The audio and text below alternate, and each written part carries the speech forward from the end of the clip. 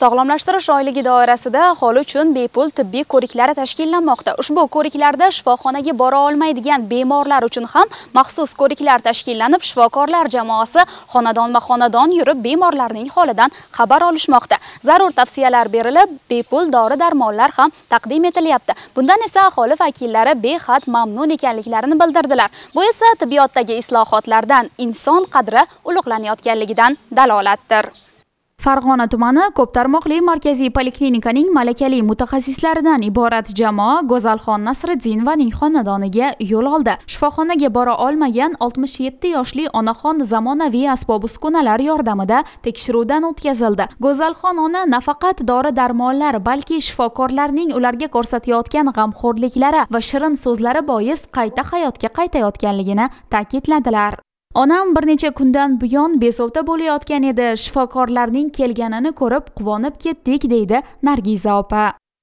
Doktorlar ham kelib, nazoratga olib, saharlarni tekshirin, nima qilib turishadi. Dorilariga borib olib kelib turamiz aytishganda. Shunchalik kelib qoldi doktorlar ham baxtiga.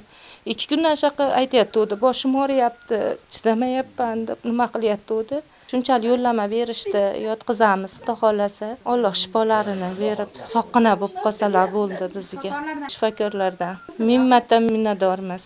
Keyingi manzil avvallari chopqillab yurgan, bugun taqdir sinovlari sabab bir yerda yolg'iz bo'lib qolgan Yorqinoy opaning xonadonlari bo'ldi. Keldi oldimga, bundan juda ham xursandman. Rahmat hammasi uchun. Bolaligimda men sog'lom edim. Maktabda o'z oyog'im bilan bitirganman. Maktabdan keyin ham endi ma'lumot yurganman. Ayam o'tib qoldi endi mana ota-onam. O'shan arkasidan ortiqcha bo'g'ilish.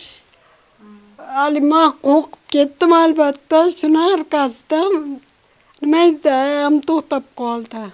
Yashashning o'zi bir baxt ekanligini anglagan, har narsadan go'zallik izlab shukronalik ila yashayotgan opaning metin irodasi tahsinga sazovor.